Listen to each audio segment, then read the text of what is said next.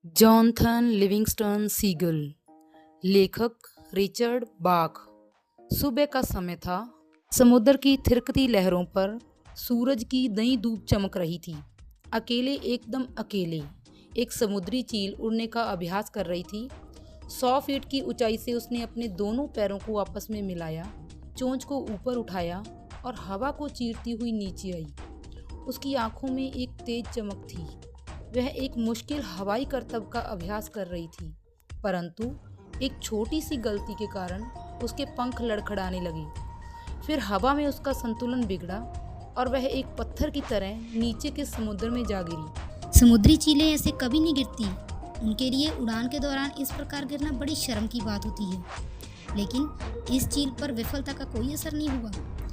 वह पंख पसारे उड़ान की बारीकियों का अभ्यास करती रही और वह कोई साधारण चील नहीं थी, साधारण समुद्री चील नहीं थी। उसका नाम था जॉनथन लिविंगस्टन सीगल। ज़्यादातर समुद्री चीलें उड़ान के बारे में थोड़ा ही जानती हैं, किनारे से खाने की जगह तक जाना और फिर वापस आना। उड़ान में उनकी कोई खास रुचि नहीं होती। वह केवल इसीलिए उड़ती है जिससे कि वो खाने तक पहुंच सके। परंतु इस समुद्री चील को खाने से कुछ मतलब नहीं था, उसे बस उड़ने से मतलब था। इस बात ने उसे अन्य चीलों के बीच लोकप्रिय नहीं बनाया।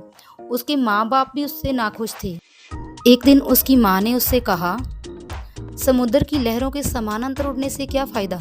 समय की इस फिजूल खर्ची से क्या लाभ? तुम दूसरी चीलों की तरह क्यों नहीं रहते? उड़ने का काम तुम दूसरों पर छोड़ दो।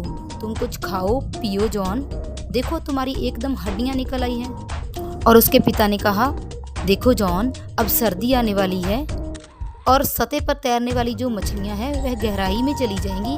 अगर तुम वाकई कुछ सीखना चाहते हो तो उन मछलियों को पकड़ना सीखो। माना यह एक अच्छा शौक है, पर क्या तुम उड़ान को खा सकते हो?